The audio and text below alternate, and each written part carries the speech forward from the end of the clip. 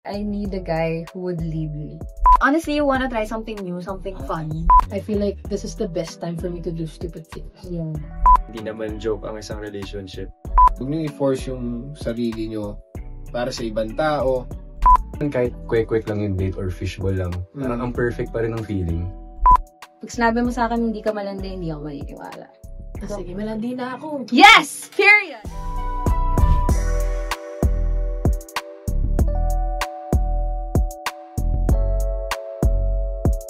Hi, Philippine Star Readers! I'm Pupa. I'm Danny Lee. I'm Victoria. I'm Ron Angeles. Ako naman si Polo Laurel. This is Jo Marie Angeles.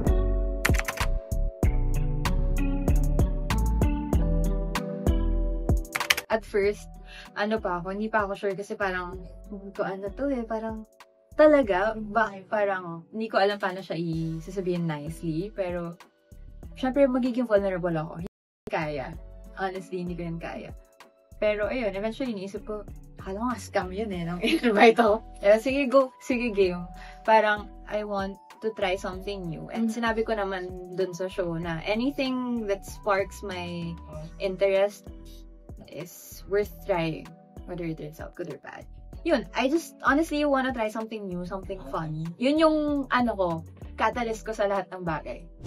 I joined the show because I actually have an ongoing series on YouTube called 25 Days in 2025 at 25 years old. So I'm really dating because I really wanna find a partner. Ako kasi I post content about flirting advice, and I think that hinders guys from thinking na I'm looking for something serious. Like, ina-assume nila. You know, marami akong kalandian, hanggang landi lang ako. But no, I'm at this age where I really, really want to find someone serious. And when I was given, when this opportunity came up, naisip ko na if I can't find a guy in the existing 25 Dates series, baka dito ko mahanap sa Hong Kong. And ako naman talaga, I do believe that every connection, every relationship, meron kang matututunan dyan. May it work out well or not. Sobrang tagal ko kinano yung sarili ko sa mundo. So long. As in, may years na hindi talaga ako lumalabas at all. My last relationship was 5 years ago. It's been a long time. Tapos I haven't dated sa years na yan at all. Kahit close up. Nakakausap naman, pero hanggang 2 araw lang. Ganun. Pero never kong, kasi I was really sure to myself that I'll be single for the rest of my life. I was happy. I'm genuinely happy. Hanggang ngayon, happy talaga akong single ako. Same. Pero kasi parang nag-sink into sa utak ko na parang, ngayon lang ako bata eh. I'll be old. Sige. Tapos, I feel like this is the best time for me to do stupid things. Yeah. So, when this opportunity came, sabi ko, grab ko na kaya to. Kasi if it's gonna work, edi, wow, pero if wala, I'm still happy, single. Gusto ko makilala yung sarili ko sa dating aspect, sa dating world, kasi it's been a while since I've been on a date and I put myself out there. So yeah, ito yung way para mas makilala ko ulit yung sarili ko if I still have the game. Meron pa ba akong galawan na tinatawag? Sa akin naman, kasi fun experience to. First time ko pong sumali sa isang reality show. Tapos, nasaktuhan na dating show. And ako naman po, single naman talaga ako. And I'm really open to meet new people. Especially girls po. So, ayan. Kaya, sumali ako. I'm not into dating. Di po talaga ako mahilig makipag-date. So, siguro, it's a new thing for me din. For me to experience din kung ano ba yung pakiramdam. Nakikipag-date ka, the same time, merong camera at all or may ibang makakapanood nito. So, parang, ano ba yung pakiramdam nun? So, nandun yung excitement, then yung curiosity namin.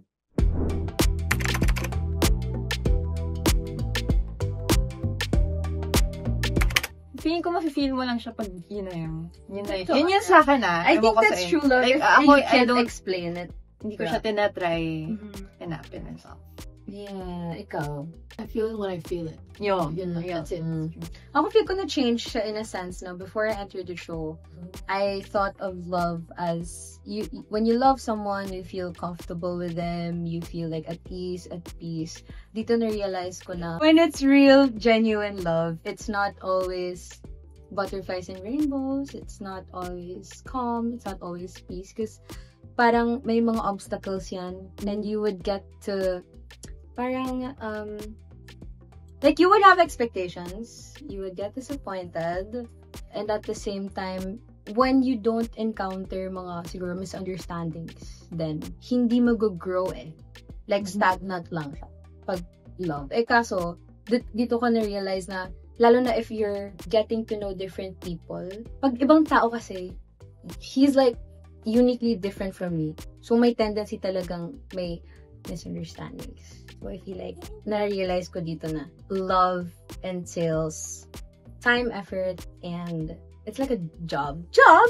Kasi diba, yeah, you gotta work to get to know the person. Na-realize ko na lahat tayo may iba't ibang preferences talaga. Dapat hindi natin masyado masamain yun o personality. Kasi sarili tayo ako may sarili akong type, si Paul may sarili type. Hindi natin mapipilit yung attraction, the chemistry, the connection. Huwag niyo i-force yung sarili nyo para sa ibang tao, lalong-lalo na ikaw na, Brad. Ever since naman mataas na yung tingin ko sa love and mataas yung standards ko of love. So, I think hindi naman siya nagbago in any way for me.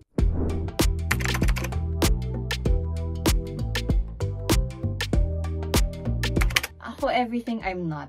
So, Oh, wow. decisive, patient, smart.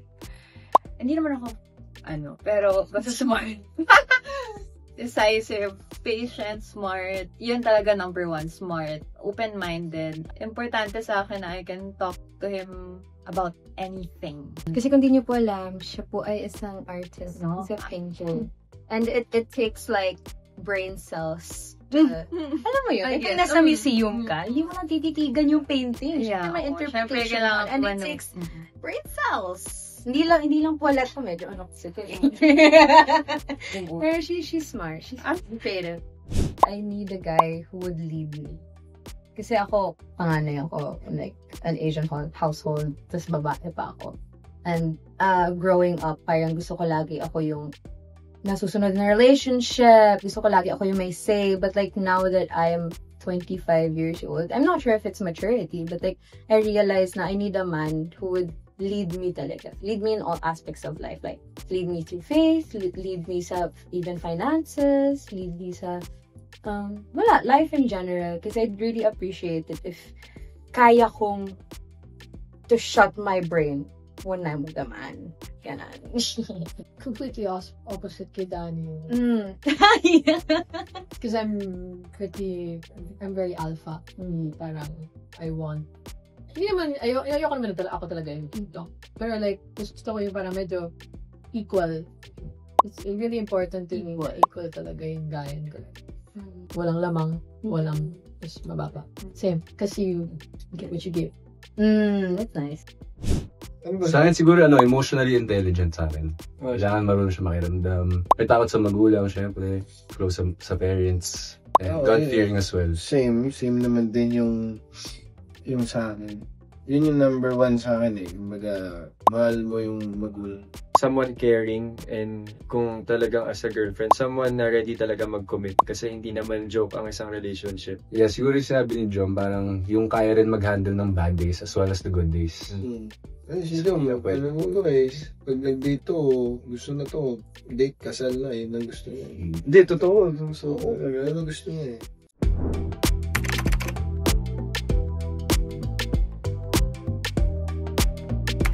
Picnic, road trip, anything chill. Tsaka gusto ko ng good music and good food. Yun lang talaga.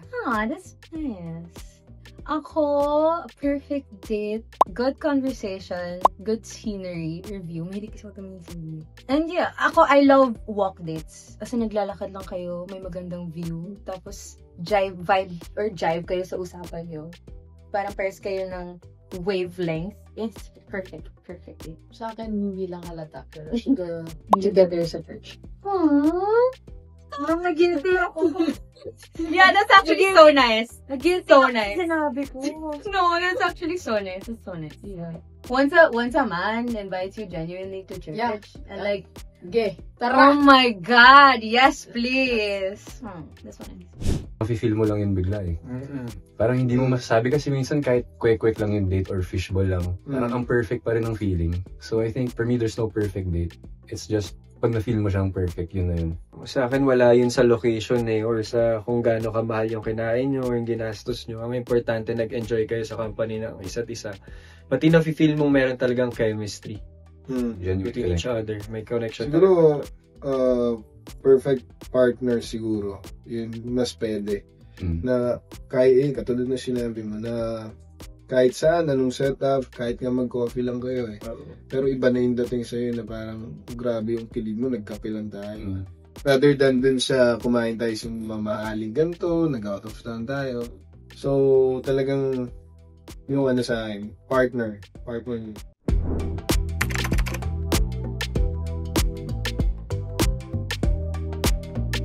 Hindi ko alam, pero feeling ko, most romantic place for me talaga is UP. Hindi ko alam kung bakit. Oo, yun talaga siya for me. Sobrang ano lang niya, pero... Actually, Yes. walking, Diba? Yun lang. Oo. So, feeling ko, yung mga dates ko sa UP. Kaya. Mga dates. Mga dates. Dami! Oh my God. Alam niyo naman, ako na yung person. Siguro yung sa akin, yung weird. Parang meron akong crush dati na... Nakwento ko na to, di ba? Sa show? May ganun sa show? Oo. Kasi yun, meron akong crush before. Then ako, hindi naman ako ma-date na tao. Then, parang in-invite niya ako na mag-coffee daw kami, ganyan. Ano pa ako na ito ata? High school ata ako. High school ako, then college yun. So, ako parang excited ako. Sige, sama ako, ganyan-ganyan, sandayan. Then, ayun pala, pinapunta ako sa isang lugar. For networking mo pala. Power.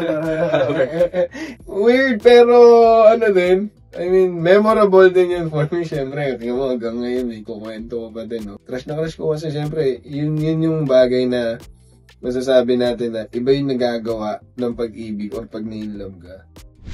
This is my first TV show. I have a podcast, Landian with Danny on Spotify. I also have the series on YouTube, 25 Dates in 2025, 25 years old.